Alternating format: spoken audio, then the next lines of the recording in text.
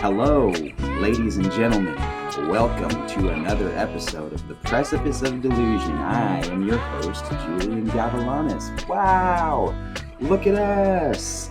We are at another week. How's your week been? How was your last week? Are you doing all right? You hanging in there? Where are you listening from? You on the treadmill? Huh? You on a little drivey poo? You going on a walk with your pups? You at the laundromat? Where you at? I like to listen to podcasts at the gym. It's always kind of a strange thing because one of my buds was like I listen to because he listens to podcasts too, and he was like, "Dude, I started listening to music at the gym, and my workout got like 10 times more effective." And I was just like, "Oh, you're probably fucking right, dude. Like the podcasts definitely don't pump me up. I just kind of like sit there like pensively thinking about like what these other people are talking about, and it's like not necessarily fuel for my workouts, but whatever. If you're listening to this at the gym, I hope I'm fucking pumping you up right now. Lift it harder, push it, baby. Yeah. Run a couple more fucking minutes. I know you can. Don't let that fucking side ache stop you. Get with the program. 4 more push-ups, 4 more push-ups, 5 more push-ups, 6 more push-ups. I knew you could. Nice job, baby. Guys, thank you for being here. We have a freaking sweet episode for you today. It's a little bit of a long one, but it's worth it. My guest today is Son Little, the musician extraordinaire. You love him. If you haven't listened to him, you are missing out on some magical treats, my friends. His most recent album, Like Neptune, is maybe one of my most listened to albums of late. He is amazing. His voice is so unique and special, and his philosophy on life and being a musician and an artist in general is kind of like no other. I'm really, really excited to share this with you guys because he kind of talks about being an artist in a way that I haven't really tapped into yet. He's got so much wisdom and kind of insight through his own experience, and I was just really grateful to get to chat with him. He's kind of like an artist's artist, and really has a really cool point of view on his whole world in this space, as a human being and as an artist, and kind of just like um, as an as an entity, so to speak. But he's epic. I'm really excited for you guys to listen. I was so grateful to have him on. I didn't know him before we chatted. I was a little nervous because I'm actually a fan before having talked to him. And now I feel like we're buds. Like, I want to go hang out with him. I hope we can. I'm going to hit him up when I'm in Atlanta and definitely go see a show. If he's ever in your area, make sure you go see him. He is he's extraordinary, and I feel really honored to have got to sit down with him and chat for as long as we did.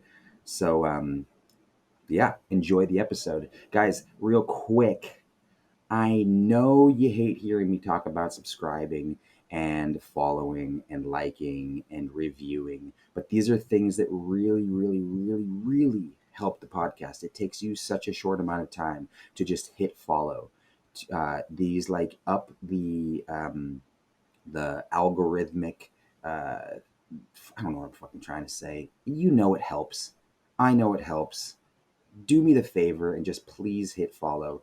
Please subscribe to the YouTube page if you're doing that. You know, we got a very small group of people on the YouTube right now, and we could probably use a couple more people there. Also, I have a new Patreon page that is out. It's been there for a few weeks now, and I'm starting to release some exclusive content there. I have put up my movie, I Am Erica. For anybody who's behind that paywall, you can go and you can see that movie. I'm putting bi-weekly exclusive podcasts there, where you get to hear me chat about last week. I talked about mental health and kind of where I'm at with all of that.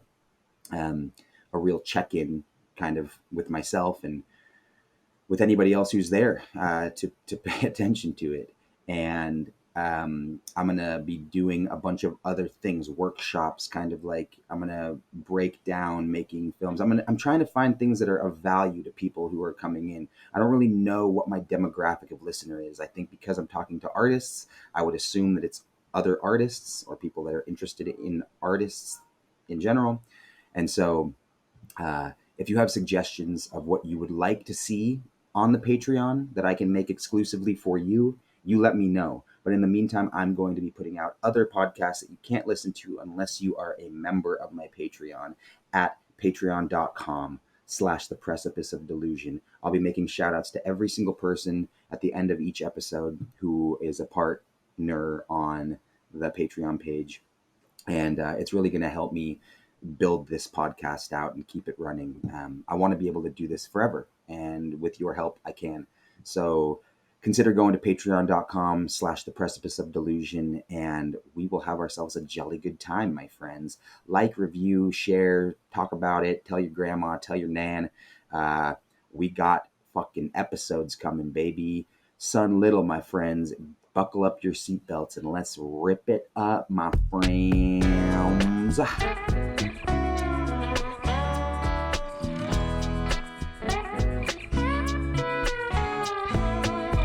Dude, Son Little, Aaron Livingston. What do you want me to call you, man? You call me Aaron, you call me Son. Cool.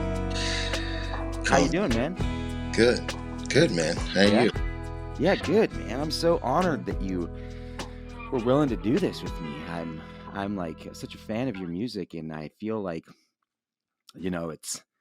it's like I have such a privilege in being such close friends with Alan Stone that I'm an actor by trade, but my like network is way more like intact with musicians than it is with even actors. So like I have more reach in the musical world, I feel like, that I even do in the acting world, which sucks because I'm not a musician.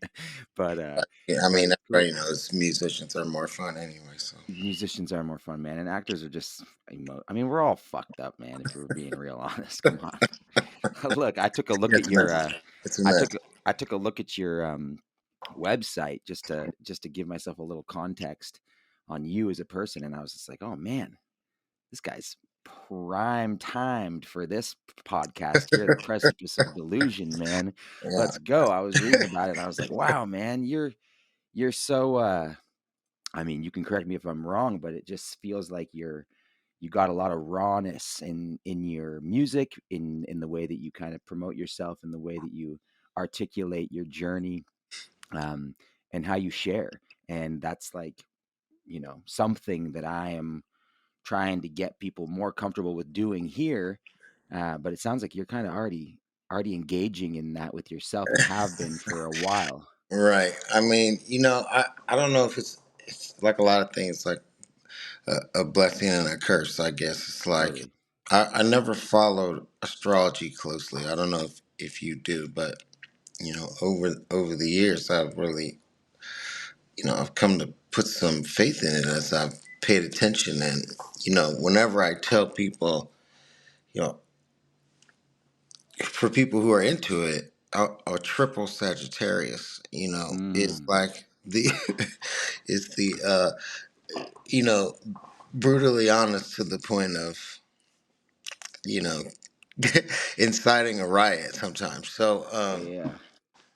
What does it mean? What is the sign? What is that? I mostly know what I'm told, which is that, we can, it's a fire sign, and we can do exactly that, like, and inspire chaos for fun sometimes. Okay. Uh, Yeah.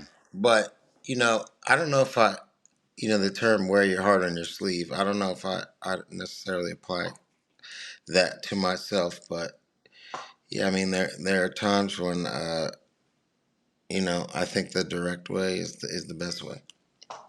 You know. Well, strangely enough, I'm a triple Cancer. Okay. And so I do wear my heart on my sleeve, and I fall in line with being a baby back bitch pretty much all the time. Just being emotional, just being like, I mean, I say that in jest, but for the most part, like, and I don't necessarily like align my point of view or how I identify with any of that stuff. It's just been told to me from chart readings that I've had with Yeah. astrologers that I've spoke to. But when we dive a little deeper into it, I'm like, oh yeah, I'm emotional as fuck.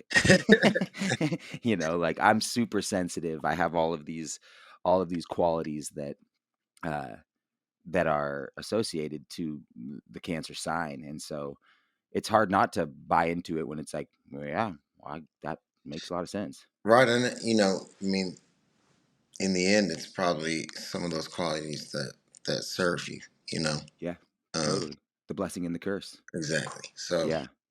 Yeah, dude. Well, I read this quote that you said that's in your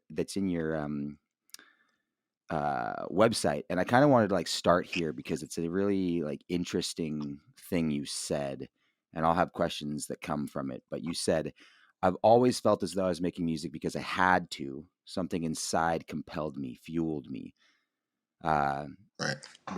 this is the first time in a long time, speaking of your album like Neptune, that I'm making music for the pure joy of creating. Right. And so I'm like, I hear that and it affects me like viscerally. I'm like, oh, like something in me kind of like, oh my God. Like it kind of like pokes my heart a little bit, right? Because I feel a lot that same way, and I'm curious, like a handful of things. Like when did that change for you? When did making music for the pure joy of creating music like stop, and why? Like on your journey. Right. I mean, I think it'd be hard to pinpoint a when, Right, right, but, right. um, you know, I think this statement is true for me on several different levels is part of it. But,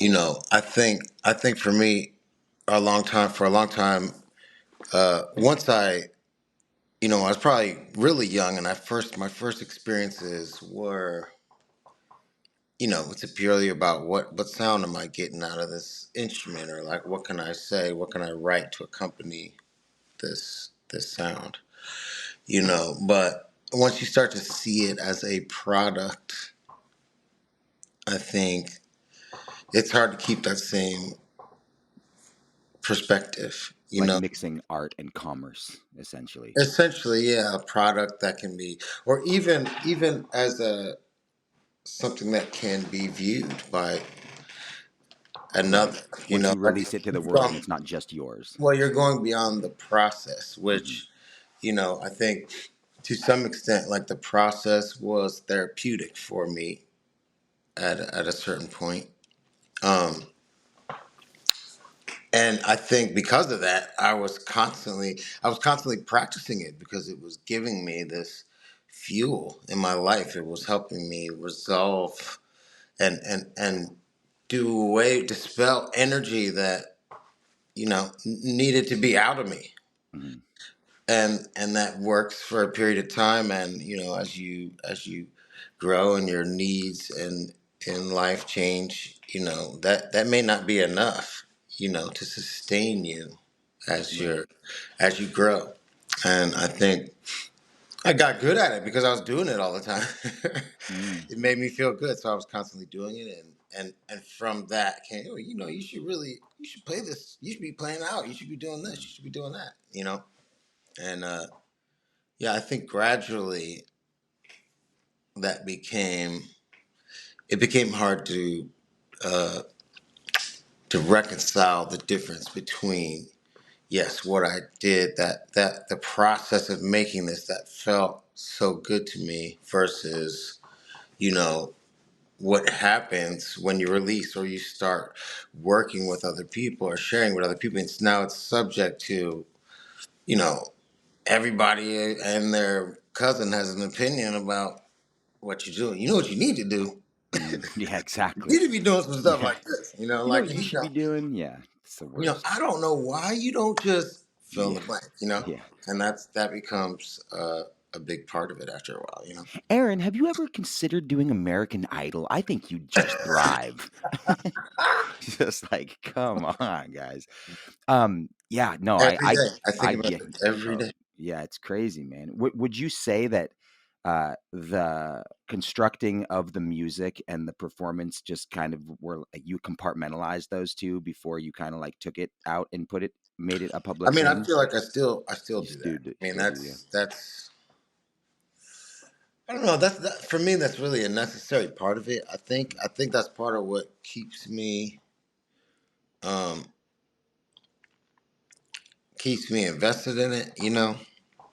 Like emotionally, is that sort of it's that difference. I mean, it has to be approached a different way because it is a totally different. It's almost like different muscles. It's like the difference between a marathon runner and a sprinter. And that's one of the weird paradoxes of I think doing this for a living is that you know to be like they're just two completely different skill sets. So Yeah, right. there are and the one thing in common, of course, is like well, what can you do? Hmm. So like what's the sound you make, and then of course can you reproduce that on stage though is something different, and doing it once is one thing, but doing it night after night after night after night Hmm. is something totally different. And yeah, they require something totally different from you Right. Yeah. that Yeah. I So crazy. think it really makes a big difference what your personal makeup is internally. Probably that like extrovert introvert balance. Mm-hmm. How many real clear introverts who are like drained by social interaction? How many of them are making a living on the road? Hmm. Yeah. Yeah. I What is wonder that what that doing? ratio is. Right. What is that doing to all those people? I mean, actually, we already know what I think. What we know, we have Hmm. an inkling because musicians, and Alan would know. You Hmm. it drains you. People come home and they're disoriented and they're exhausted. You used to hear all the time of people collapsing on stage and collapsing backstage, and now probably it happens all the time, but you don't hear about it. Right. But this is the kind of thing that happens because you know it's like I gotta admit I'm guilty of using many cliches, but I think cliches are They're there cliches for a for a reason. reason. Yeah. But you burn the candle at both ends. I mean, I don't know what could stand for that more clearly than this kind of back and forth where it's like you go night in, night out, do the same thing. The sleeping hours are all backwards. Yeah. It's like you're awake at night and sleep during the day, and only interact with other people who are kind Right. of living that same life. Yeah. It's You so know, bizarre. come home and you know you got 6 weeks, and people are saying, "So when's that next record coming?" Mm. Like, Right. Right. Come on. Let's go. Let's get on it. Yeah. let's It's go. so fucked, man. Yeah, and I mean, Uh, hey, I ain't complaining. It's yeah, amazing, of course. But right? it feels like it's such a catch-22, man. Like in that and again, correct me if I'm wrong. I don't know you at all, so I'm learning about you and kind of like basing what I'm hearing and seeing on. I would assume that you're a little bit more on the spectrum of introversion than extroversion. Maybe you found that extroversion in your performance skill set along over the years, but it's safe to assume that you're probably an introvert Yeah, at, no doubt, by no doubt. nature. I'm certainly more on the Yeah. And yeah so inside. and so the catch 22 is that you probably right like have this liberating feeling when you're producing music that is like nothing else. It's like this sacred thing. It's like your church. It's your space. It's like the thing that brings you life, that fills your cup. Exactly. But then in order to sustain a lifestyle where you're able to continue to do that, you have to exploit that thing. Yep. And it probably, like, the catch 22 in it all is that, like, sometimes I would assume, for me, if I was in that position, I would almost feel like a little resentful of that secondary process of like putting it out so that I could do it. It's like, this is the necessary evil. But it's Yep. like, but these people, like, are fans of mine, and they're good people, and they're sweet, and they're nice. And I guess it's not like the people that you're having a problem with. It's just the pace and like the schedule and the regiment and all of that stuff that you have Yeah. to kind of like It's that keep up with. cycle. I mean, it's that repetitive cycle. Like, Mm-hmm. because the time is always presented. It's like the clock is ticking. Mm-hmm. Man, if we don't get something now, especially because if you think about it this way, and I think probably Alan again will probably understand this even better than I do. Like on a major label, release from that perspective, if you have a label that has, 100 different acts at a different time at any given moment, and everybody needs 6 months to set up what we're gonna put out, then it's like, okay, well, we don't get it in here by September 15th, then that means this is gonna come out in 3 years.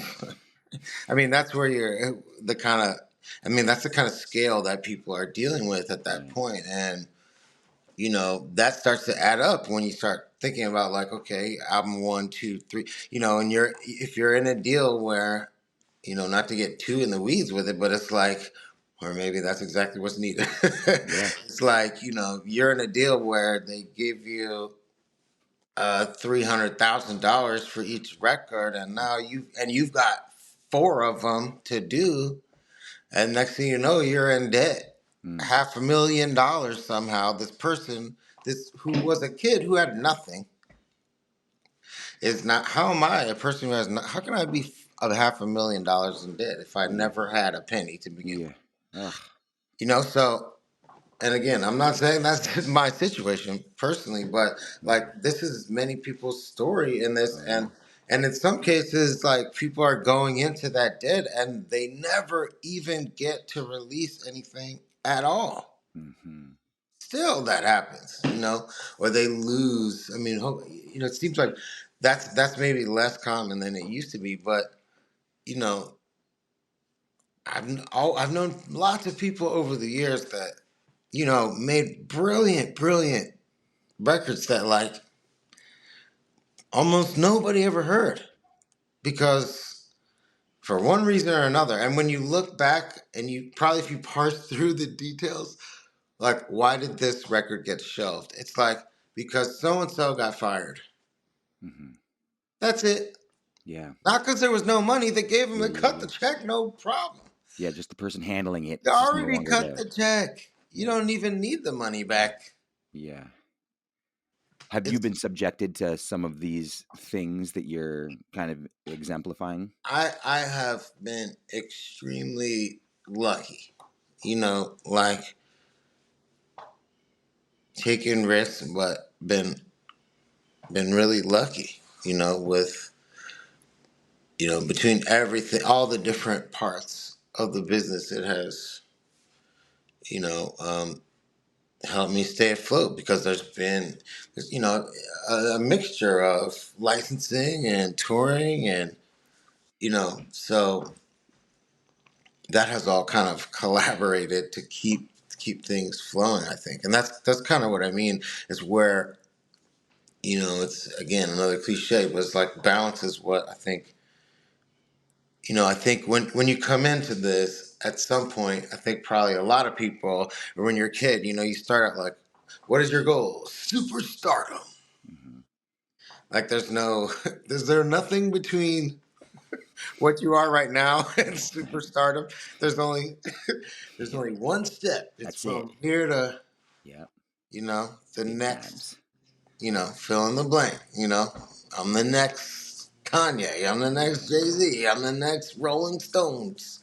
Yeah. Like, but along the way, you might start to realize that success looks more like, you know, or really it's not about what it looks like. Hmm. Success is more about how it feels. And,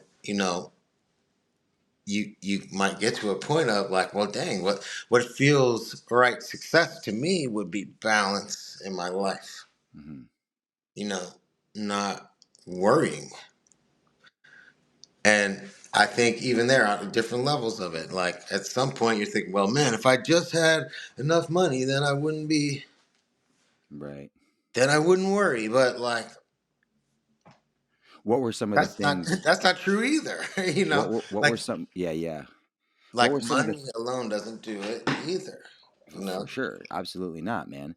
Yeah. What were some of like the things that were creating a lot of anxiety and worry for you, like in the start of your career? Because were you making music for a while before you started putting it out? Like, had you been making music as a kid, and then like into your like early adult life, you were kind of like, all right, people are giving me this green light to go and kind of make some stuff outside of my bedroom, so I Yeah, probably my should do my that. my my path is probably pretty unorthodox in a lot of ways. I mean, I was making stuff from real young. I mean, I was making 4-track tapes in Cool. the late '90s, basically. Yeah, cool. And just compiling like mountains and mountains of stuff. And I think, before that, I had kind of played around with friends. I started playing sax when I was real young, Nice. and just wanted to write stuff. So switched to guitar, which led to like bass, and just kind of dabbling with the rhythm section as most of us do. Yeah. I quickly fell for the process of the overview. Was more the alchemy of the thing was more interesting to me than any one instrument Hmm. from like almost immediately. So, which I think has a has something to do with why my path has been weird and kind of circuitous. I think because I immediately felt like, oh, I need to like learn to understand this whole process and how these things interact. I'm concerned with the overall sound of this thing, not any one part, not my voice, not Hmm. just the guitar, you Hmm. know, the whole thing. And I guess being a kind of stubborn person, Mm. I wanted to like put that together and learn that in my own way, in my own pace. And I think for that reason, it was always sort of being cultivated on the side on my own and not looking for someone to like make all the beats for me or what have you. Right, right, right. Yeah, that's very hands-on. I mean, so like when you decided to exploit your gifts, so to speak, and go out, take it to the road, or just start performing live, doing whatever it was that you were doing, putting out albums, was it instantly met with some of these like anxieties and fears and worries and concerns that you were having because of Yeah, the introverted nature? you know what I've heard other people say this in the past, but it's almost like for a lot of people and for me in particular, it was a lot harder to deal. It's like harder to take a compliment Hmm. Yeah, totally. than it is to overcome Criticism. adversity Yeah. or criticism. It's like you tell me. I mean, the best thing in the world is tell me I can't do something. Right, Man, right. you ain't nothing. You can't do that. I'm like, give me that shit. Yeah. Let Yeah. me. I'm show you. I got this. Uh-huh. You know.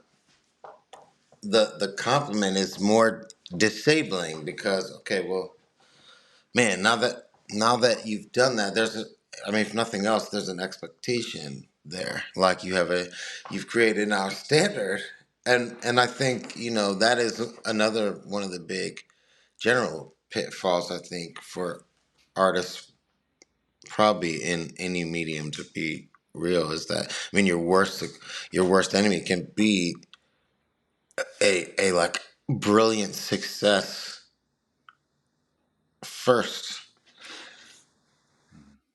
Ask Nas, or like Amy Winehouse, or it's like, at that point, your the bar is like so elevated that you can't escape the pressure of those, or you're just constantly measured against what you did. When I think for a lot of artists is like, whatever that first thing is where you cross this threshold, where you're really like broadcasting to a public, you know, you're kind of, it's like what you've done without thinking.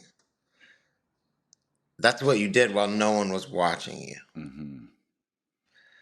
You don't have to, you don't think, you just go, you know. You're not thinking about your fans. You don't even have any fans. Right, right. you, you're doing the one, you're trying to please the one person that matters, and that's you. Yeah. Or maybe the people in your circle, but mostly you, because if you're like the more hands on you are as an artist, the more that really means something, because it's like, look, there was only one person making decisions here, and that's me. You know, but when as soon as you cross that threshold, there's all these other people who are, as you say, it's like you can't escape it. Other people are invested in your project. It's not the same as you, but people are a little bit, at least emotionally, invested in your project at that point. Right. I mean, it's the way that you're explaining how you kind of moved through your process is the way that I would hope to have integrity for my pursuit similar to yours if I was in your shoes. But a lot of artists, I don't think follow that same path, man. I think a lot of people are like, I need to get to the people first. Like that's my route rather than like, I'm just trying to make good music for me, good art for me that I like, that I can like feel satiated by. Right. That way, then like I can feel safe enough to like put this out to the world. Other people are thinking like, 10 steps ahead of that where like or it's not even ahead of it, it's like it's just a different course altogether where it's like I need to go and like find some aspect of this that is commercial so that I can gain all of the success possible and have all the reach that I possibly can so that I can blow up and be rich. Right. And I don't love that Right. path. And I think a lot of people do that, especially nowadays. And in this era of being an artist, it's like instant gratification, keep going, keep getting more, like be like just more and more and more. What more can you get? Can you get more Right. money? Can you get more views? Can you get more people at your shows? What are your numbers? What are the Right. metrics? What are all these things? And it's The just like, numbers. damn. Yeah, the Yeah. numbers is a lot. The numbers is a lot. I mean, yeah, I mean, I think, unfortunately, and this has been the case for some time. I mean, for a lot of people, coming up first, like, you don't have the luxury of waiting. Like, there's a lot of folks that, like, they're gonna go for that. They're gonna go for the bag right out of the gate, like as hard as possible, because that's the reality of their finances. I was lucky. I was in school. I had opportunities that I could like make money without having to compromise something that, like, for me, again, like, it was integral to my well-being in a way Right. that I think I understood really clearly at a young age, because that was my one real outlet. So, um, like for my thoughts, even because I was writing before I really made music, Mm-hmm. and so that was always an outlet for me. And it's like you said, if that space, which now maybe I would say my studio is the space, but that started with just me sitting down writing on the page. That was my studio in the beginning. So it's just like that was a zone that needed to be protected Mm-hmm. for me, like starting out. And I was lucky enough to be able to do that and have like family and friends around that were supportive enough that like allowed me to protect that. I think really Mm-hmm. long enough for it to really become useful to me in this way, which of course, as we Yeah. say, it brings about a whole set of different problems. Yeah, Like, man, wow, look, absolutely. okay, now I got to this point. I can share this gift I feel like I can share this gift with the world, and I have an opportunity. And you start to do that, and yeah, like new problems arise. But such is life. What did you do? Like, how did you kind of react to what was happening once you took it to the public? Like, what did it kind of force you into? Because I know, like some of your bio was talking about, sex, drugs, and rock and roll. The Yeah, whole like, that's cliche of just like falling down, a dark circle of exactly. like, getting pulled into the culture of it all. Exactly. And like, did you find yourself kind of like immediately looking to filling voids Yeah, to like save absolutely. I yourself? mean, yeah, Yeah. absolutely. It was automatically, and this is after like years of working through this stuff, and I'm not, by no means am I like perfect now at all, but um, you know, probably buzzword of this millennium, anxiety. It's like I think in later years it's been being able to sort of pinpoint like wow how much in the world produces anxiety, like what out here doesn't produce anxiety. If you could point me in the direction of the stuff that doesn't produce anxiety, I mean, where is that if like you carry the anxiety on your wrist? Right. I mean, which someone might think, I mean, an Apple Watch, but to be honest, like a watch, period. You know, Yeah. like what is time, the like tick tock on the clock, or is that like how we know when to be at work by, or you get in trouble?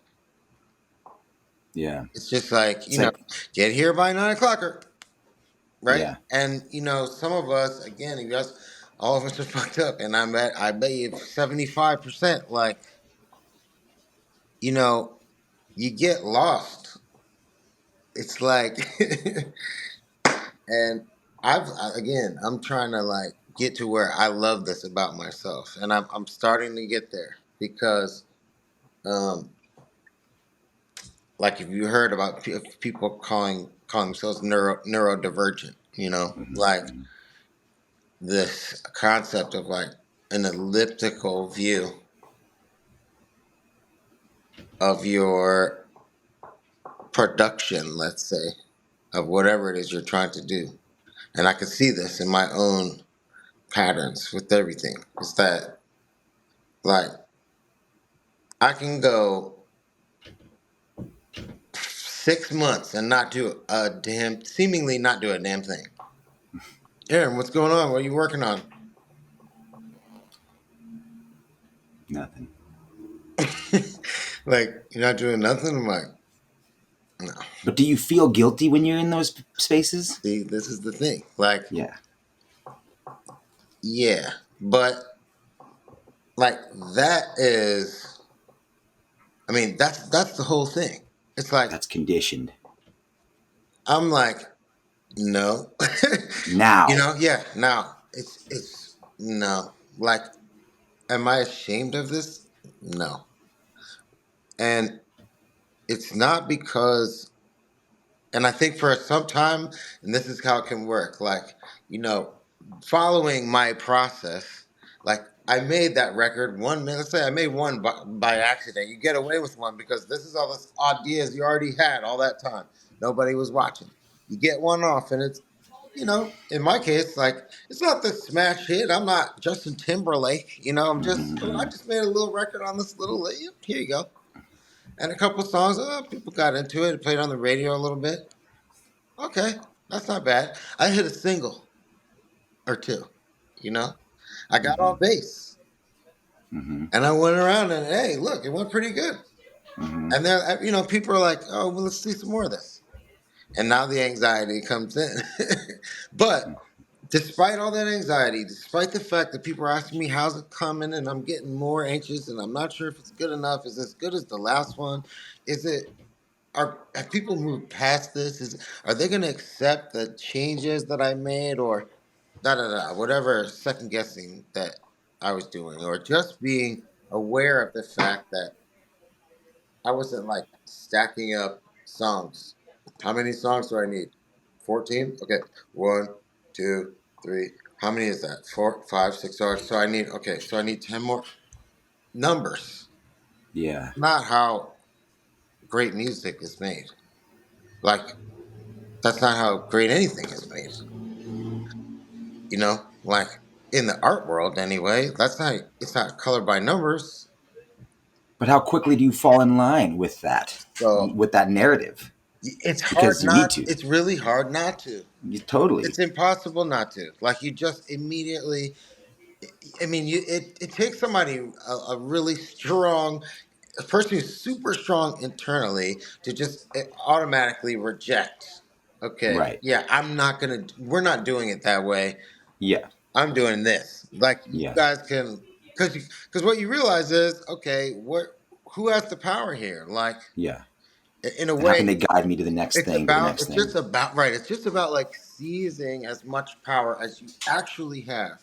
You Mm-hmm. might be at a disadvantage, but you do have power, and you got to really exercise it fully and step into it. And I think that's really hard for any artist, let alone a young one, to do. And I think Yeah. probably it's one of the great things about I think what's going on now is that there are a lot of the younger artists, like they're in more control of what they're doing. I mean, they're like presenting themselves. They want to the way they want to present themselves. Sounding the way they want, dressing the way they want, like, and they're not beholden to some. They're not coming in like beholden to a big corporate structure or some board of, Mm-hmm. some shareholders that they're trying to please right off the bat. They're just trying to, again, make something that they like and their friends can appreciate. Their little circle, Yeah. I think that helps, like, to democratize things a little bit, and it allows the like younger artists the ability to just speak for themselves right from the beginning. Because there's one thing about the big corporate players, like what are they here for? They want Mm-hmm. money. So if you show that there's a market there, you show here's the market. It's right here. I already made it myself.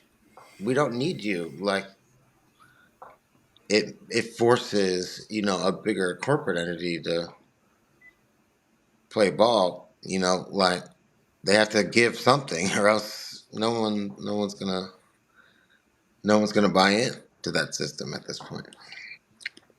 When you were in the darkest period of your journey, wherever that was, what was it for you that kept you kind of moving through it and motivated to stay in this world? Or did you think about options outside of this? I've always even at the worst moments, I can always find a way back to the parts of music that have always sustained me. I mean, again, like knowing that from the outset, it's always there. It's like wash, rinse, repeat. As you go through the process, you face all those fears. Do I still got it? And then, you just go through the process and you can start to see the process, the shape of it. Right, As I right. was saying, you go for all those questions. A year might go by. You're a year past.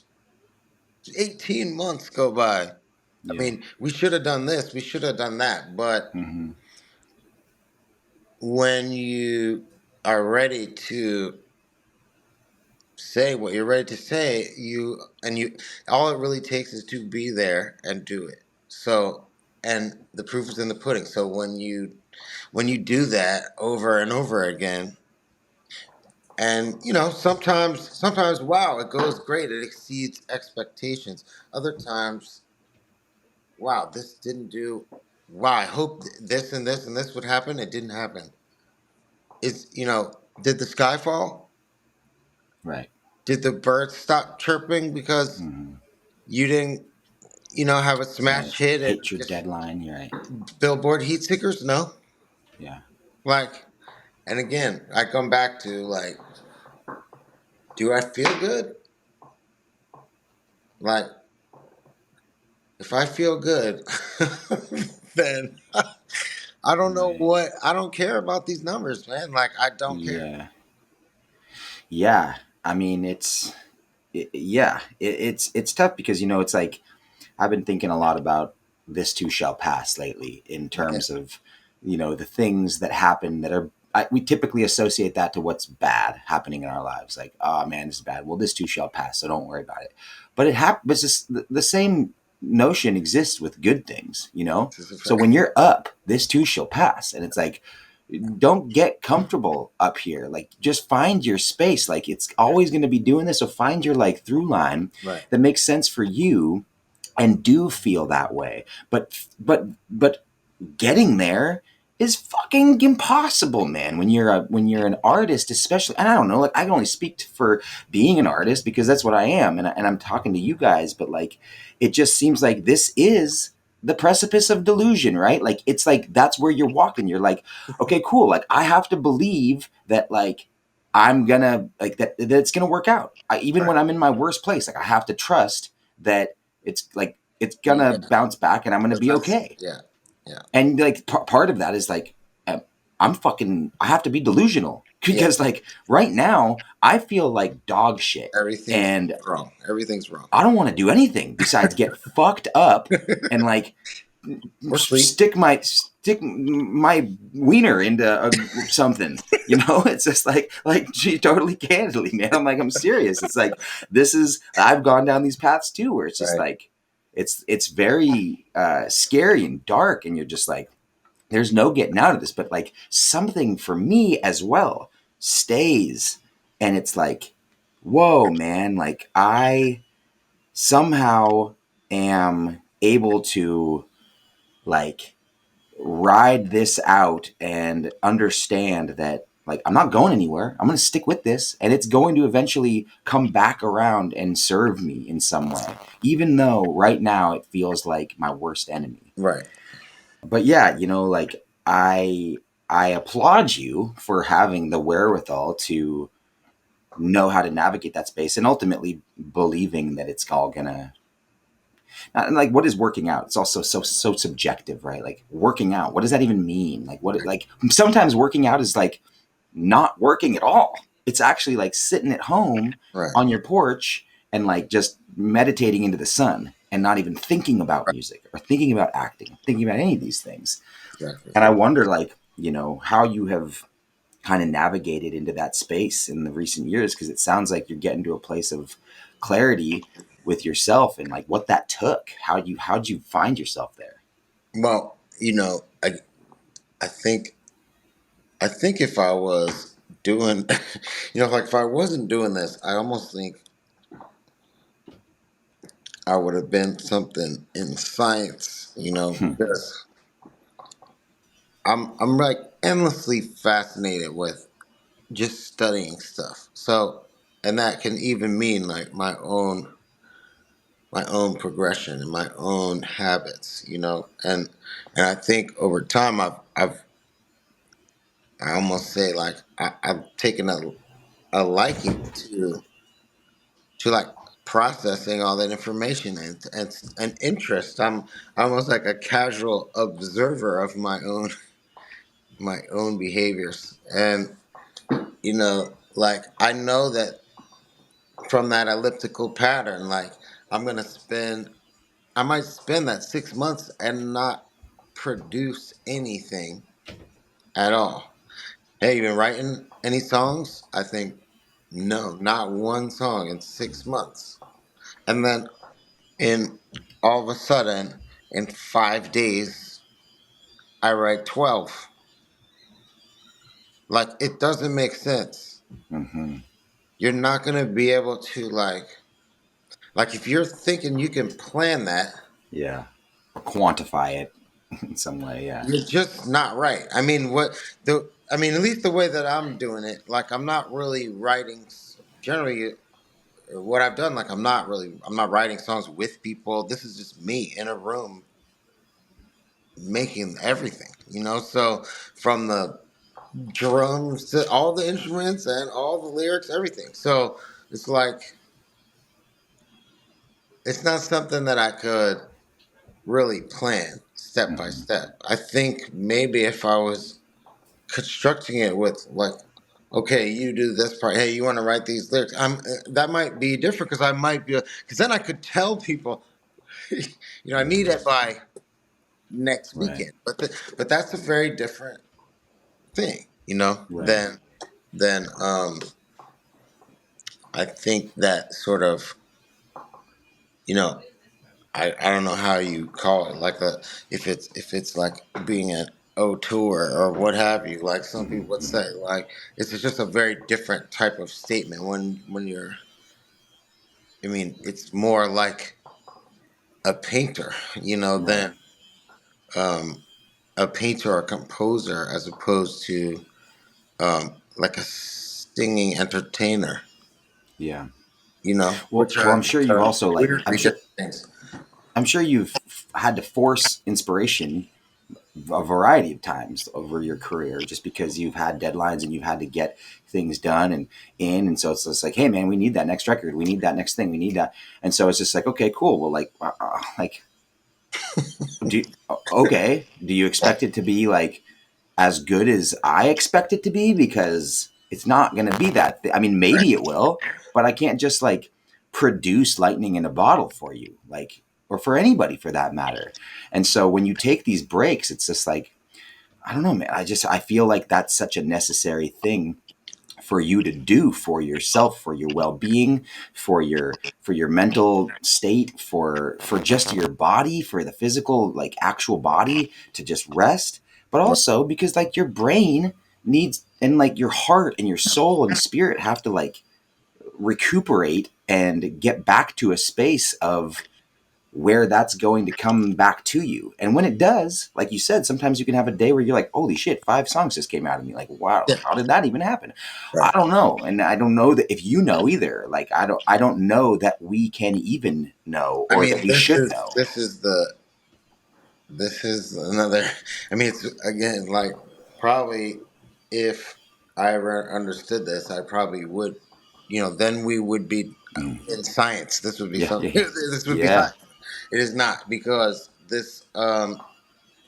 It is the great. It's like it's the mystery of everything. I mean, I've been saying this a lot. Like I was just on the phone with my sister saying this.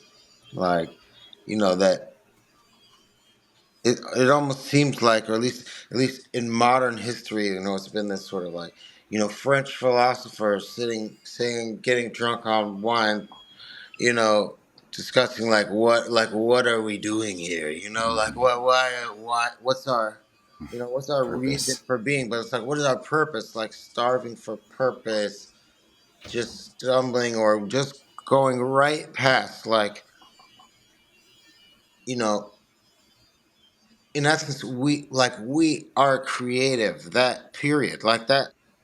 Look at I mean, it's like just like an individual, and you like so when you're talking to a friend who is maybe prone to depression, like your friend, not saying Alan is, but like your friend Alan, you're looking at him like this man is like, wow, he's so this man is anointed. He's so talented. Like these things just come to him. It's effortless. Like look how amazing these gifts are. These things that he brings to the world. But internally nothing's good enough. Like Mm-hmm. he's always failing. He's always Mm-hmm. coming up short. And in Mm-hmm. that same way, like that little struggle that everybody's going through is our whole struggle, is everyone's struggle. Like Right. we're all running for looking for this purpose and screaming into the void, running right past like all the wondrous things that we do. We Mm-hmm. all come into this with massive gifts that are, some of us are lucky to be able to like really use them in ways that, I mean, that's the magic of this. Like I could feel so terrible. The other day I was playing a show, I felt terrible. Like Mm. before the show, I was like, I was dead ass tired and not feel like doing it. I wanted to go back to sleep, or I just was thinking about like, I'm on my computer. I couldn't go back to sleep because in the daytime I'm up. So I'm Yeah. like up in my hotel room trying to go to sleep. Can't sleep. So I'm up on the computer. I'm messing around with the drum machine. I was just started getting really into it, and I realized, oh man, I gotta go. And then I Mm. thought for a sec, like imagine myself in my studio. Oh, would be Mm. so great. But here I am, feeling so terrible, rushing off to the show. I get to the show. I play the show, of course. While I'm on stage, I start to have fun. Mm. I start to play the songs, and I start interacting with the crowd and finding a different way to sing it tonight and blah blah blah. And then after the show, someone comes up and says, and is like visibly like shaken, and is like, this is a grown man with tears going down their cheek, Mm. with their wife standing behind him, holding his shoulder like, it's okay, honey. Mm. Like you really, got me through something really. Mm. I mean, a I, I don't know. I mean that there's no substitute for that, and if there's nothing else, if nothing else, like that alone could almost sustain you, like by itself.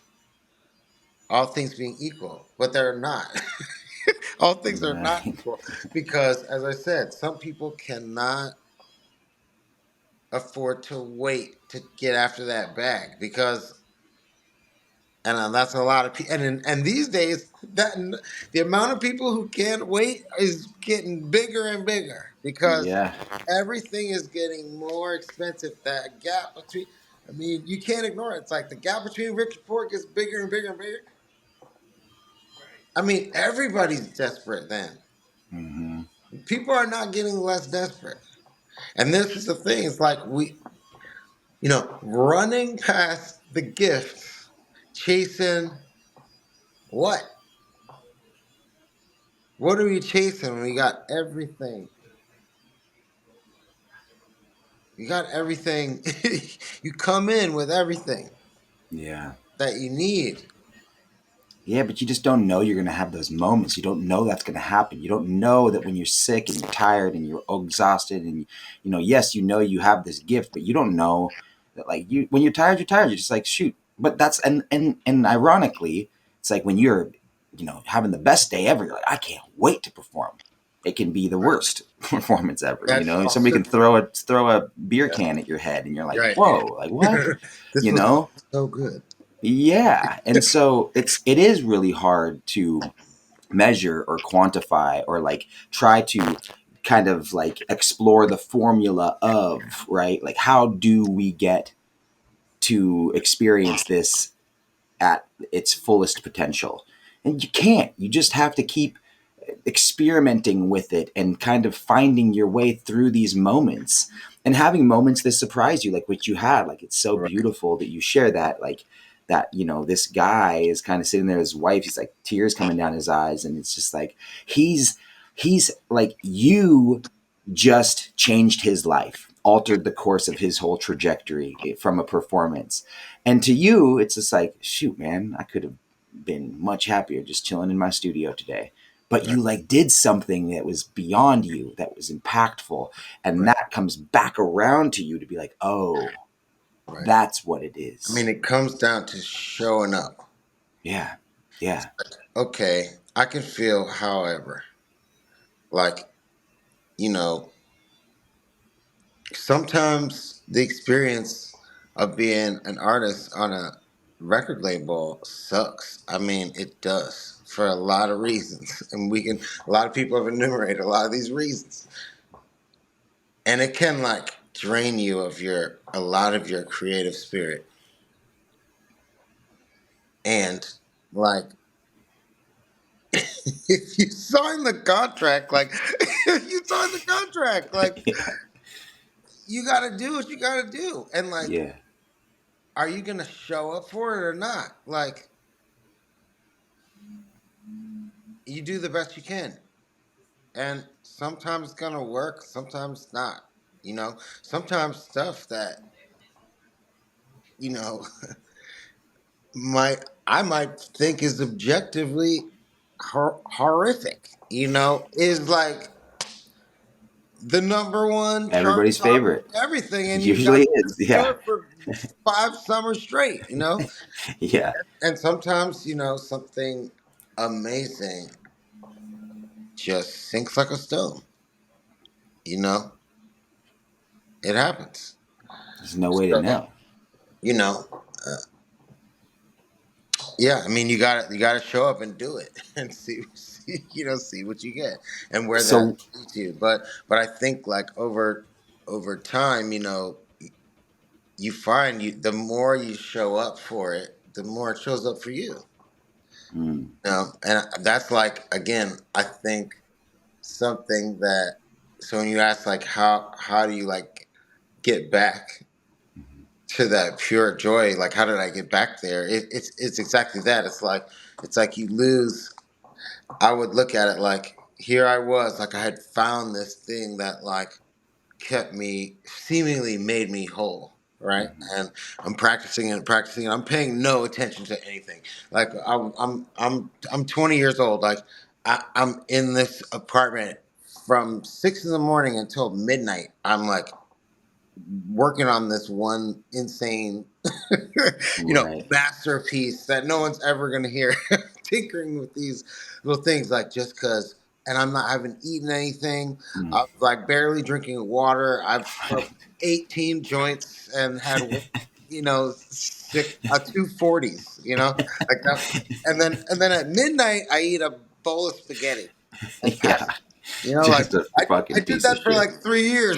Exactly. Like, just like I'm wearing, gray sweatpants every day. The literal stereotype of gray sweatpants every I day. haven't washed these Like, in actually, fucking like what? months. Like those things. Yeah, as my mom would say, were like walking around by themselves by the end of that. Yeah. Yeah. They're about Cheeto dust on all the pant legs. yeah, crack them in half.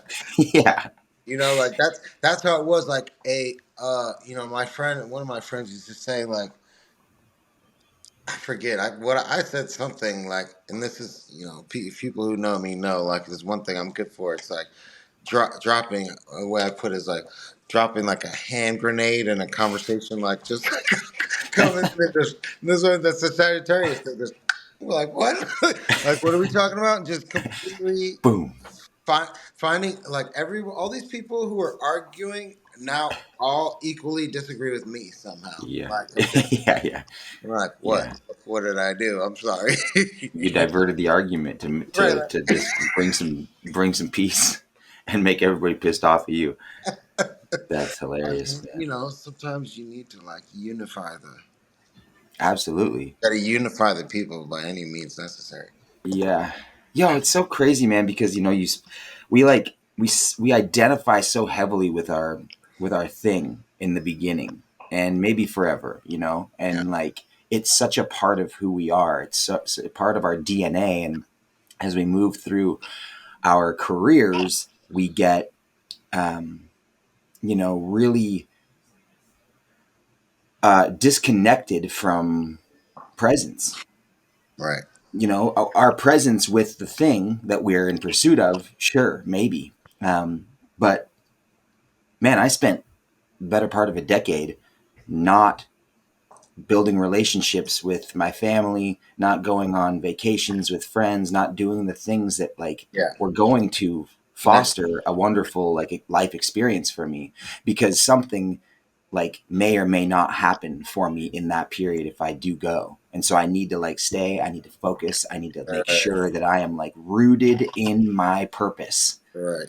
And that is so sad, man. And I know that there are so many young people out there that feel exactly the same right now, because like it almost feels like a rite of passage. Like you gotta like crumble in order to feel like you can rebuild yourself all over again, Right.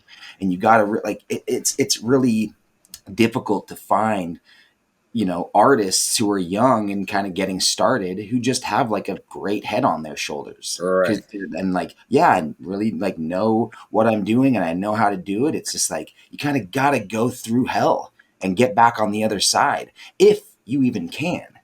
But the if you can part is the real stuff that I think is the most fascinating and also the most impressive part. Like the music that you do on stage, the music that I watch, the acting that I see, the artists that I admire and I look up to, man, it's not the stuff that they present to the world that I'm like, yes, I'm certainly impressed by it, but I'm so much more blown away by everything that got them to that moment. All the stuff behind the closed doors, all of the Well, yeah. failures and fails and I mean, that's drunken nights and Cheeto stained pants and fucking cracked, fucking sweaty, shit pants.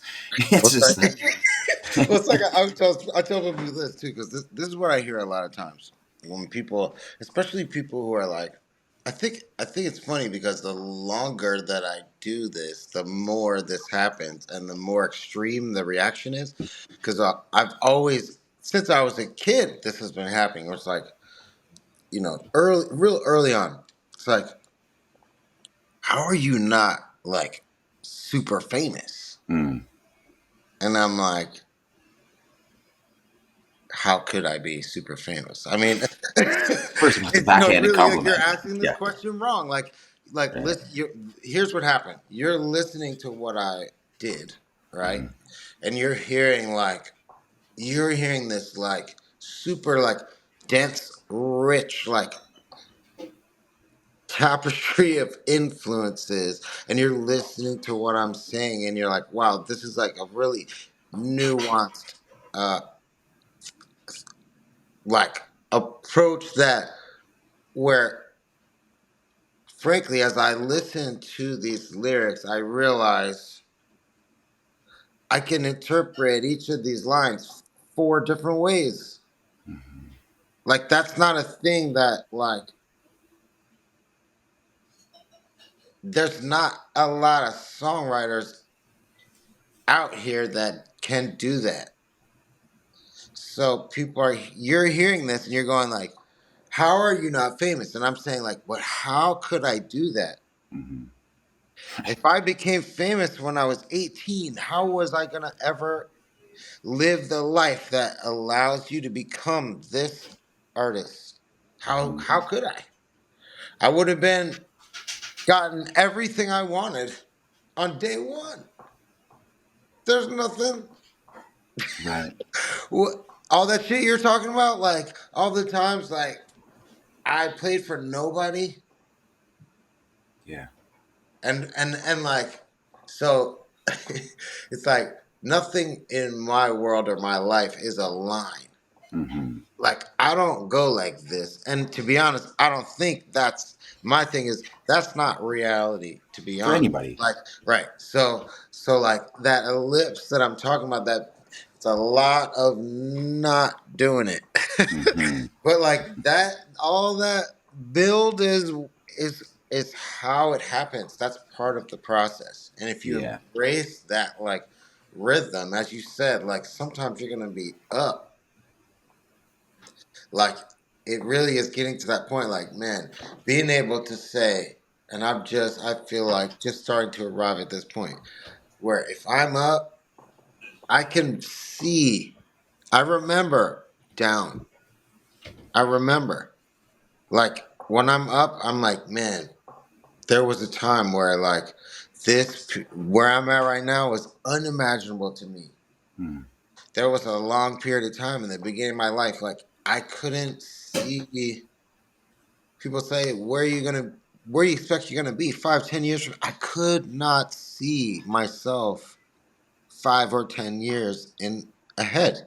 Hmm. So again, like at 18, or when I was really first making push to try and get involved with all this, I was 20 and 21 years old. You know, like if I got everything I wanted when I was 20, there's no way I would be alive right now. There's no way. You think you actually like literally you think you might just have like killed yourself or like been Something, killed? Yeah. something Yeah, me terrible. too. I feel the same way Something about myself. terrible. Yeah. And if I mean, my best chance would have been something terrible would have happened, and it forced me to live a different way. Yeah. Yeah. There's no way. And I know, because I know, I mean, that's part of it is like, I'm glad that I pursued as much as I did, because it brought me in contact with people who did get those things. And I saw what they got. And some voice inside me said, no. Hmm. Yeah. I don't think I actually want what I think I want. Yeah. And That's now incredible. I see it as like, I, I did, I, somewhere inside I understood, you know, if I wanted to actually be here, Hmm. I needed to find another way. Yeah. That like I had other work to do. It's about more than that stuff that I thought was what I. That's not it. I'm on another journey here. But where does that come from? Where does that wherewithal come from to know how to shift your point of view and and to alter your trajectory, alter your opinion of like, maybe I don't want what I think I want, because I know that there's Sure. people right now who are like, "Ooh, I can taste it. Oh my God, Yeah, that's nice," and they're just like yeah. they're Again, I mean, romanticized into it. yeah. I don't know, and It's maybe seducing, man. It's some seducing to extent, feel. maybe it was again just kind of lucky that certain things appeared to me at certain times where I just thought, this maybe is not it, actually. Did you have like mentors and stuff or like good folks that were helping guide you, or did you just like figure this all out on your own? Um, I had some, but for me, it's always again, it's science, it's trial and error, Hmm. and it's observation. Um, I've always been a kind of like person who observes. I come to a room, I observe. I try to observe and take the temperature of the room first Hmm. before I go bouncing all over the place. Like Yeah. and and I think that's the case just in general, and it has benefited me in a lot of ways. Kind of having a sense of, even though I have pushed boundaries and pushed buttons and made enemies, etc., and just been a complete asshole sometimes. It's just like, you know, I think I'm always like, I think a lot of people, probably not as many as they should, people ask me for advice, and I'm like, I'm a great person to ask for advice because I have like made every mistake there is that you could think of. Like Yeah, I I feel the know same. all kind of mistakes, and I still make them all the time. And And I'm a good person to be near you when you make a mistake too, because Hmm. I'm like, look, buddy, dust It's yourself off. fine. Yeah, It's totally. all right. You're gonna be fine. Yeah. A lot of people you admire make much bigger mistakes on purpose, and you just don't know because Hmm. they don't let you see it. Yeah. Yeah. You know. Man, it's like that. Yeah, having a reference for all of the things that you have, like, it's almost like, you can see so much good through having experienced so much bad. It's like, everything Right. casts its own shadow, and everything kind of like brings its own glow as well. And so, it's just like you can't see the good without the bad. And it seems like because of your life experiences and because of all of the, you know, rough moments that you have endured, those have really shaped your point of view. I feel like sometimes it's like I feel the same way where I've made so many mistakes, and every single mistake now, like I won't make the same mistake again. And so now that's like out of the way. Now I push that away. So I never know exactly what I'm doing, but the closer I get to knowing what not to do, right? It's just like I know that I'm not going to do that again, Yeah. Right. but like I'm just going to keep trying to go forward, and I'm probably going to get hurt along the way, and I'm probably going to make a lot of more mistakes, but at least that will be a new mistake that I will be able to learn something from, because all these old ones in the past have shaped me to get to this place, Exactly. and this place is better than the last place I was in, and I Right. hope that I can just keep making that growth. And it sounds like you're kind of doing the same thing. Well, it's something interesting, and I mean, perceptions of this, thankfully, are I think finally really changing. Is like, you know, when I was like 20, in my 20s, I thought like you got, you're kind of thinking, no matter what your situation, you're thinking like you got like 2 years to get this done. Mm, Like right. that's no, and it's just like being young, like you just, no matter what, you can't really like get caught up about thinking long range. You only see what's right in front of you, But like I think attitudes about like, I mean, artists like in, if you look at like painters and writers, like fiction writers, like film directors, like you find like they get in their prime, like they're in their like late 30s and 40s, like, whereas like we've always sort of looked at musicians, like it's this young, like it's for your 20s, for your late teens and Mm, 20s, right. like it's a young person's game. And part of Yeah. that is because of, as we've talked about, like this dichotomy and this like pattern that is created, this lifestyle that's been created, where rock and roll is constructed of these parts: this much sex, this much Hmm. drugs, this much of the, yeah, Hmm. sure, there's music in there somewhere. Yeah. Right. A little bit And sprinkled. aside from that, it's literally just travel, which Yeah. is like travel at like breakneck speed, at like Hmm. a optimized. It's optimized for like balancing time and money. That's the equation. Like, God, should we stop in Iowa and everybody take a rest? No, Yeah. we should we Keep should going bump it. straight on till We should dawn. Get to drive through Florida, the you night bitches. and Yeah. like, Yeah. yeah, that's it. So how long should we do that for? Forever. Like As long as we we can, exactly. till the wheels fall off, Pretty much, motherfuckers. We because you ain't can stopping always this train. look, if someone passes out, we just replace them.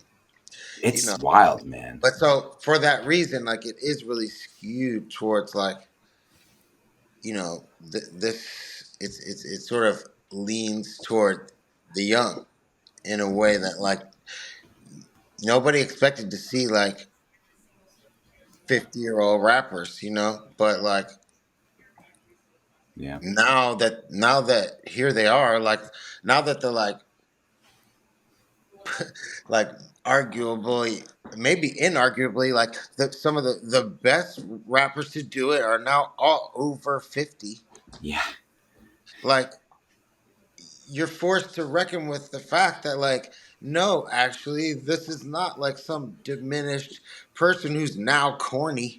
Yeah. Yeah. Totally. No, this is like now a wizened, seasoned person who knows what Mm, they are talking about. totally, man. You know, like, no, this is a force to be reckoned with. Yeah, but they just More aren't so carrying than the it same was in the. cachet, It's right? just a different, voice. This is a different person speaking from a different perspective. Like, man, how like interesting is that in a way? Like, where, and I mean, I was just looking at this, like, and look, I came up, you know, I guess like I was in high school and Nas Illmatic came out.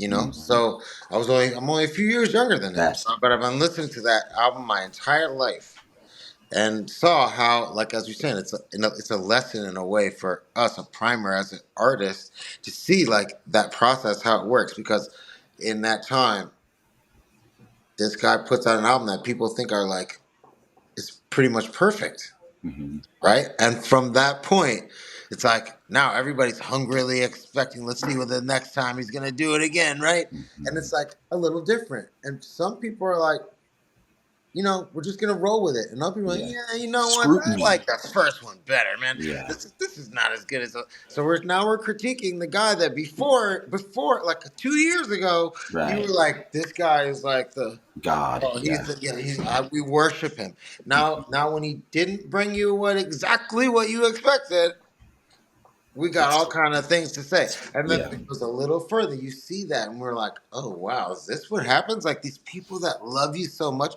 even me, like, or Prince, watching Prince, like Hmm. each time, like, you just want him to make Purple Rain again, Yeah. Sign of the Times again. But it's not going to happen, Right. you know. And that Yeah. has been a great example. But so watching that over all these years, and I didn't even realize this till it's a different climate now, but I didn't realize this. But I look up and I see this announcement that, Nas is releasing this album.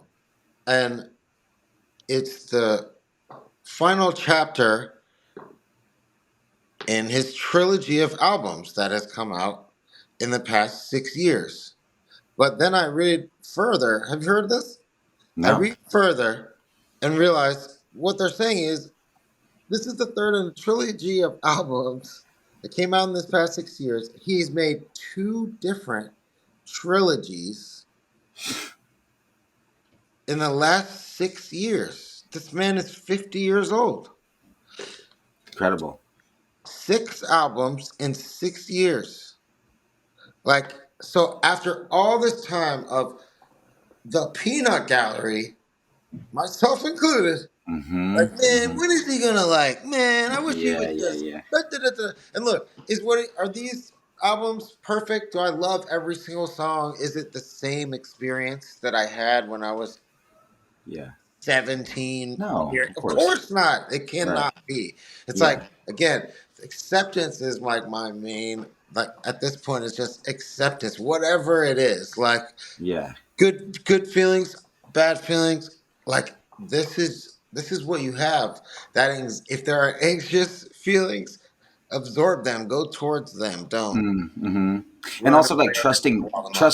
trusting the artist, and I think like it's interesting for a musician because your music is representative of who you are. You don't I mean you can go on podcasts, you can go do interviews, you can do this, that, and the other. That's not really who you are. That's not your Right, identity. Your identity is rooted in your music. What people hear, that's what they go to right. explore and True. experience from you. And And so that's they all they don't know you, so have. they Yeah. yeah, so they get like entitled. I've seen this entitlement happen with my friends, man. I'm sure you get it a lot too, where it's just like, I cannot believe track number 4 had violin in it. Why would he ever incorporate violin? Right, This is, right, right. it's just like, what Yeah, is he yeah. turning into some fucking pussy? It's just Right, like, because geez, dude, like everybody what? has their own like standard of like what's acceptable from any given artist, and what does that have to do with what you think, what you're into?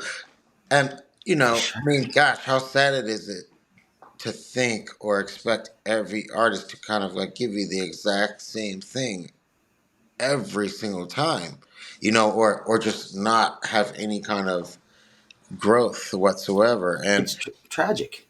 it's like you said earlier. Again, I can keep going back to this, but it's like you have to accept that things are going to have highs and lows. And what better medium than music to discuss that sort of thing? I mean, because and this is why I really think like music is,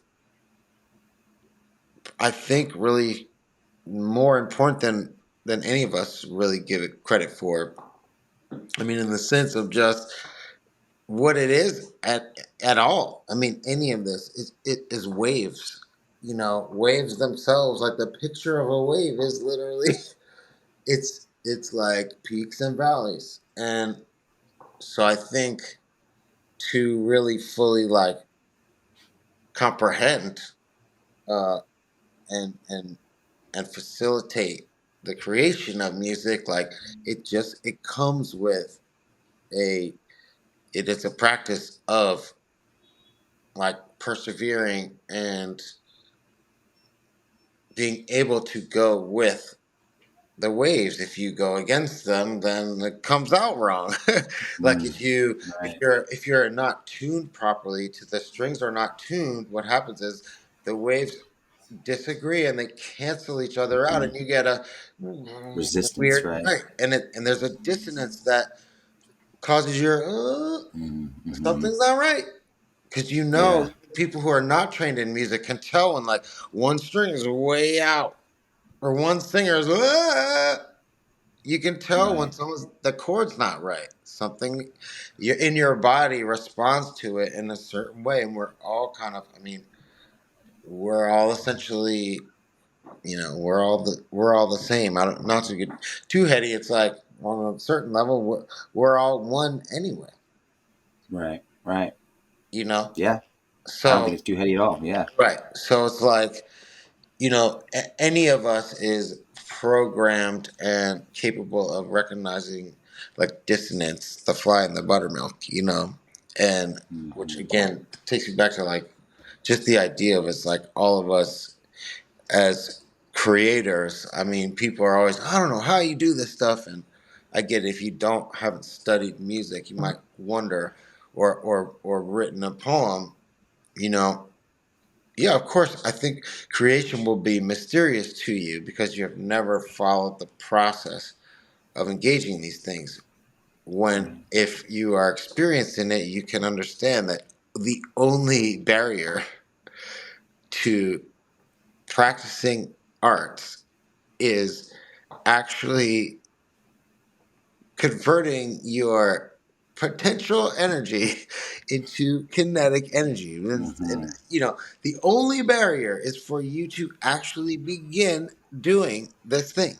Like if you are desire to play the piano, the literal only thing that can stop you from playing the piano, if there's a piano nearby, is you. Yeah. There is nothing else that can stop you. Right. So, and this is the reality, because everyone has 18 excuses for why they don't finally take guitar lessons. I mean, Right. I was Right. always thinking, but like, no one is stopping you. You are not, I just have no musical ability. I'm like, do you have ears? If you, because can you not hear it? Yeah. Oh, Yeah. you can hear it? Then Then I you don't got want to it. hear that. I Yeah. don't want to hear that. Like, you might not be, you know, John Coltrane, but like, who is? You're Only right. John Coltrane was John Coltrane.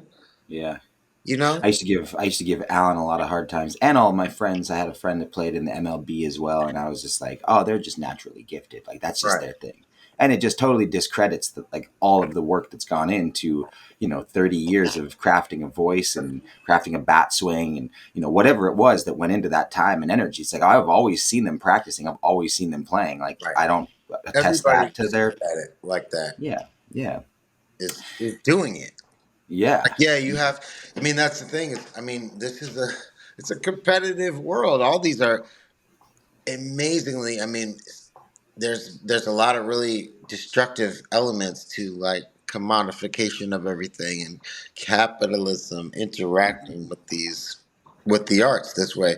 But one very like spectacular byproduct is that competition does has motivated and caused like massive leaps in just people's abilities. Like people can just do magical things. We always could. But like it has sort of in some ways it has fueled creativity. But I think again, it's like we've never had balance is the issue though. sure, It's like right, that's never really been balanced out by like, okay, well, let's make sure that we're not destroying people in the process. Like, right. is all that genius worth ruining people's lives? Is it, and I mean, the bottom line, I feel like it's a wonderful thing. All this art is such a treasure, and it's a pleasure. The reward, it can be its own reward if you let it. That's That the would key be word though. wouldn't it be so wonderful if that could be like a source of healing for more people than just like this small handful that like so obsessed so Right. obsessed, the combination of obsessed and lucky and gifted, that we get to like we get to share, everybody else has to watch. Yeah. Yeah, man. I mean, look, I feel like you're on a journey of making music that does heal, for whether it's for you personally, like we said in the beginning of this episode, like you're making music for you, which I think ultimately is why it's good. Uh, or why it resonates with the people that it does. And if it doesn't resonate with certain people, so be it. That's Right. not for them. And that's cool. You have your lane, and I think like that your music is healing, man, and is there to have a bigger purpose outside of like what you might even know. And that's incredible. And I think that hopefully can keep you motivated to keep doing it. I think whether or not like you have the motivation in yourself, you're going to find it, because you, like you said, it just keeps coming back. Comes And back. Yeah. it's just there eventually, and you're like, well, I guess I gotta do something with this. Yeah. And I'm yeah, dude, I've been a fan, and I'm really impressed by kind of just your wisdom and your insight about like how you have handled your own trajectory and your own non-linear Yeah. journey through this whole entire thing, because it can fucking suck, Yeah. man. It Yeah. can be so tragic and so rough. And I think even people that are wonderful, stop at some point, or die. And, Right. it's always just Some like, thank you for combination not too. doing either of those things, man. Thank you for like Likewise. staying with us. Yeah. Likewise. Thank you, man. Yeah. It's such a privilege to like continue to get to have your art in the world, despite the reach it has, despite like it is yours, man. And it is like your contribution to the world, and it is powerful, and it Shit. will continue to get more and more powerful. And I bet when you least expect it, fucking that hit fucking song will come on. You'll be like, and you'll just be like pissed, honestly. You'll just be like, God fucking damn, I was just settling into this new lifestyle where I was finally happy, Chilling. and now Right. shit got all fucked up again. You Moonwalking know? in my socks at home. Yeah, Yeah. yeah, seriously, man. Yeah.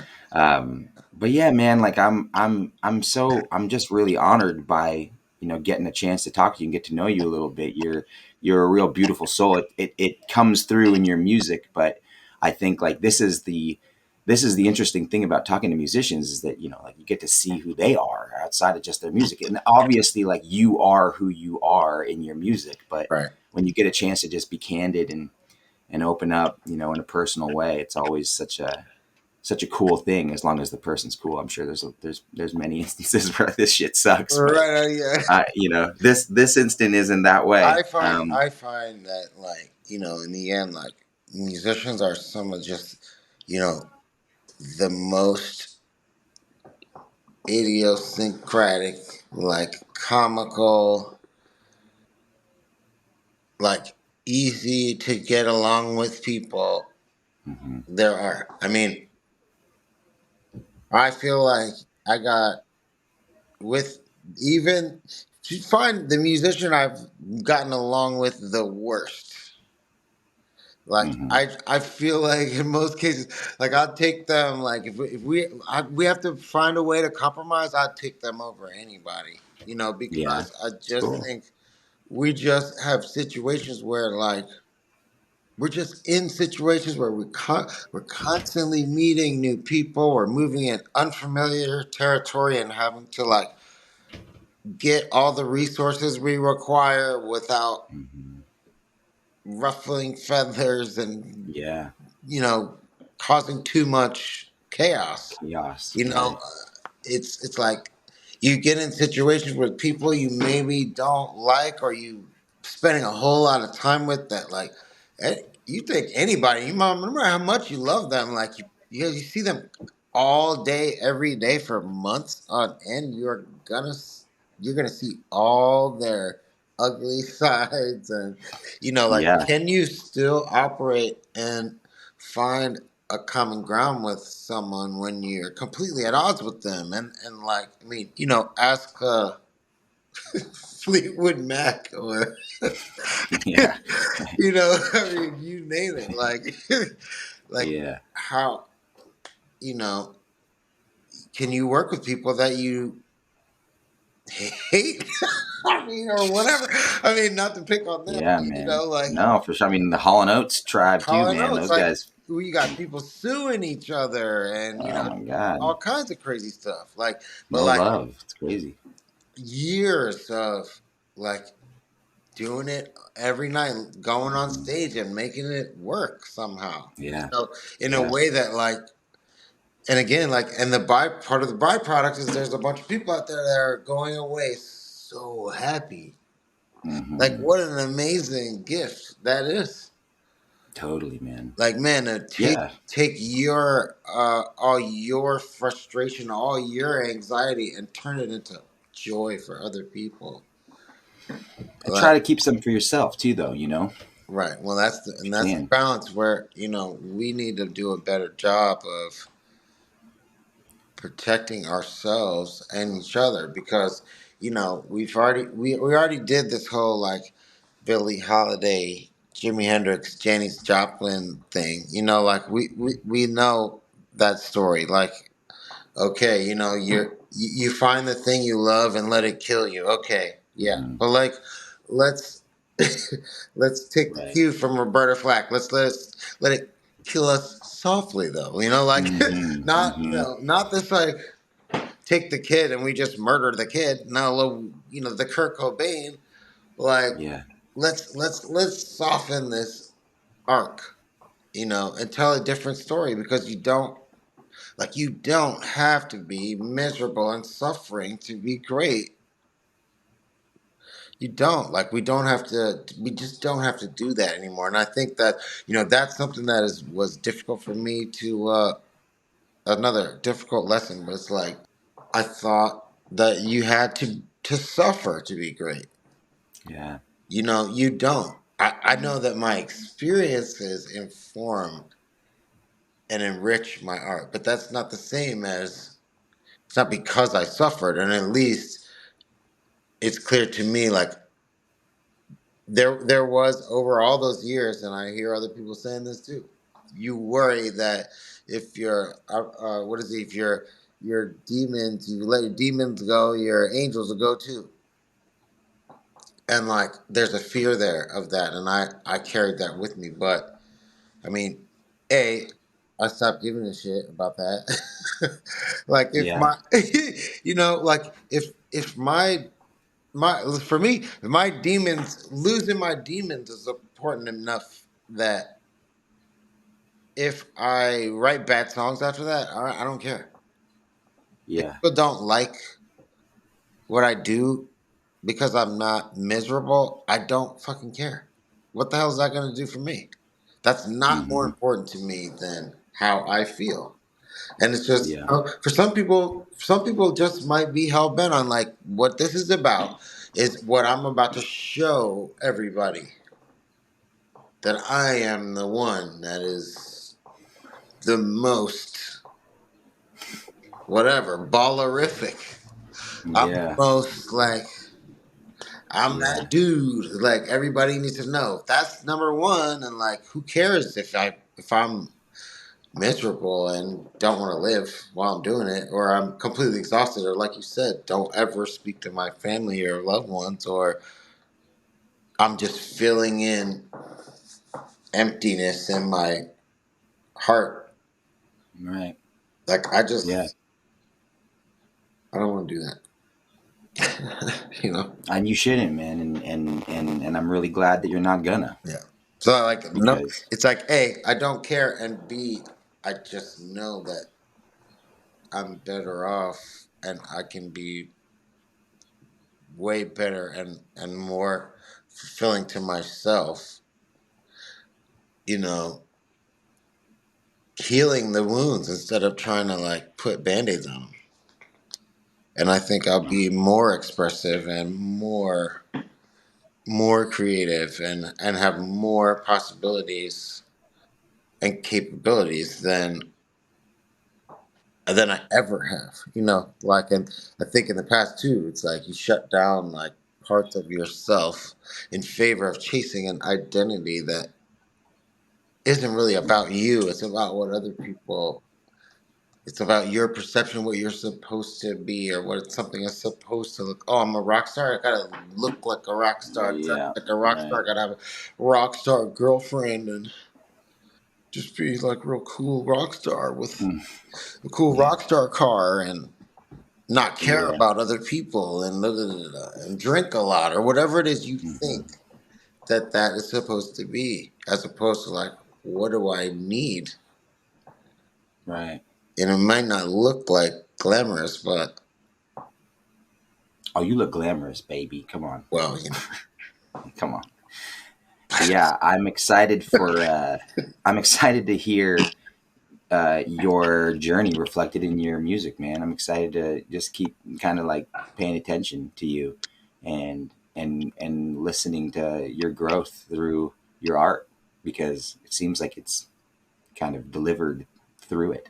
And that's pretty fucking ballerific if you ask me, man. It's pretty fucking cool. Pretty cool to be able to do that. It's a good. I think it's an exciting time for me. I think I just Yeah, have it's awesome. a lot of stuff kind of simmering in the pot. So Yeah, what are you excited about right now, man? I mean, it really is. I've just been in the past year, you know, setting up my new studio space in my basement. Cool. It's been a long time since I've been kind of on the just bouncing around for the past feels like almost a decade, you know, Yeah. one place to another. And I never it's been a long time since I had, I've been accumulating. A lot of people probably have this story, touring around, like getting different ideas and just like Hmm. seeing a thing. Oh, this would be cool. Like, oh, buying this, and I'll get one of these. And I've never tried this, and I tried things on the road for a while and then put it away. And after a Right. while, you start to forget. Like, I open this thing. Oh, there's 7 guitars in here. Cool. Okay, so Yeah, yeah, yeah. it's like, well, what about the storage unit that's over? Oh yeah, I should go over. Oh, yeah, yeah. Things Just everywhere. accumulating all sorts of cool little Yeah, and prizes, I never had it all. I never really consolidated. put it all together, and Yeah. so I got a more dedicated space for all my stuff in the basement, and I got it all linked up these days, and so I'm just really sinking in right now. I moved into this new space about a year ago, and so I'm just like I said, Out in Atlanta, right? Out in yeah, Atlanta. yeah. So Yeah, cool. it's just like I said, I'm more. I'm probably 70% introvert. Nice. So like, That's your get sanctuary, baby. in the lair and let's go. Hell You yeah. know. That's awesome, man. Yeah. Well, Aaron, I'm so grateful to have you come on here, man, and speak to me and whoever's listening, because that was full of insight, man, and cool information and wisdom and love and passion. Um, Appreciate you're it. solid, man. You're a fucking legend, and I can't wait to meet you in person and Likewise, I spend was some just about to quality say the time. same thing. Yeah, absolutely. We'll have to, You coming through New York anytime soon? let's see. I don't have anything planned, but I'm sure Cool. something always pops up. So, Yeah, Atlanta's got a good film market. I've been playing around with the idea of spending some time oh, you should come hanging down out here. there. Yeah, Let me know if you do for sure. I will, man, Yeah, 100%. absolutely. Aaron, thank you so much, man. The Precipice of Delusion thanks you for coming on to this podcast, man. Thank you for giving all your beautiful, wonderful wisdom. You're a beautiful man, and your music is a perfect reflection of who you are. And I can't wait for everybody to listen to it, man. I'll share everything in the description of this thing, and yeah, man. Fuck, Thanks, Julian. can't wait to meet you in person, Yeah, man. man. Likewise. I'm All always right, brother. I'm always right on the precipice of delusion. So this is Dude, we all are, man. I think as soon as we can admit to that, we all start to yeah, really kind of like just that's where the give real good ourselves. that's where the good stuff is. That's where the good stuff starts to come out, That's right. baby. Come Yeah, on, yeah. that's what we're doing, man. I love it. Yeah. Thanks, dude. I appreciate you being here, man. And yeah, we'll chat soon, man. Yeah, man. All right, brother. Peace. Peace.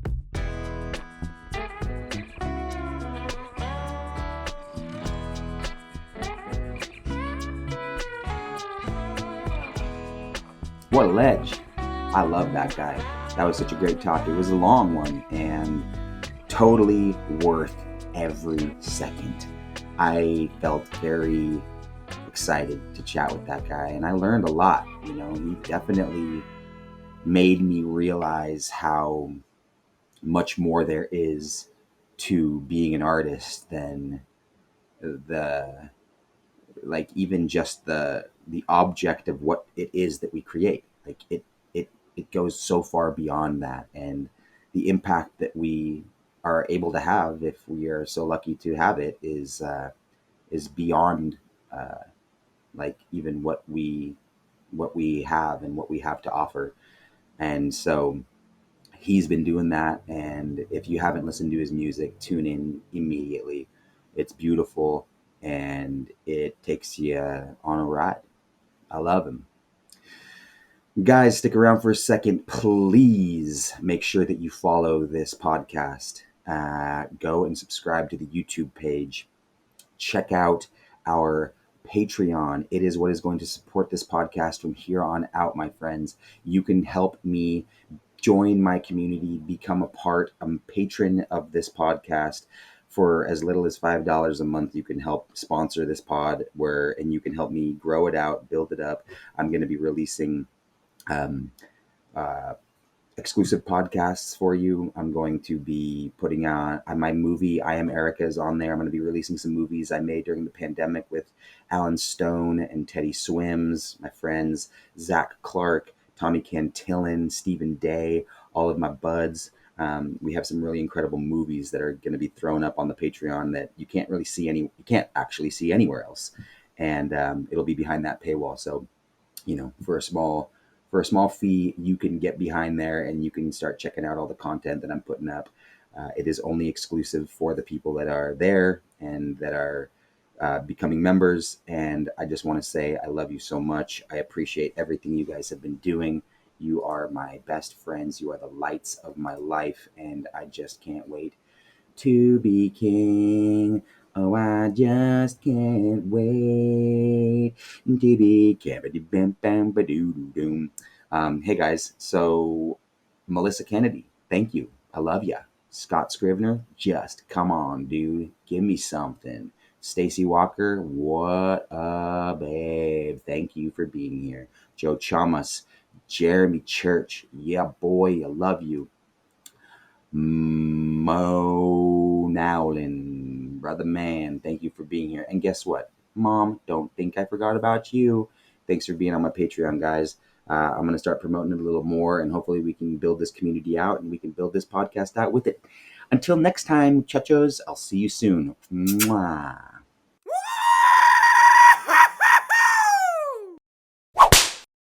Now that's what I'm talking about.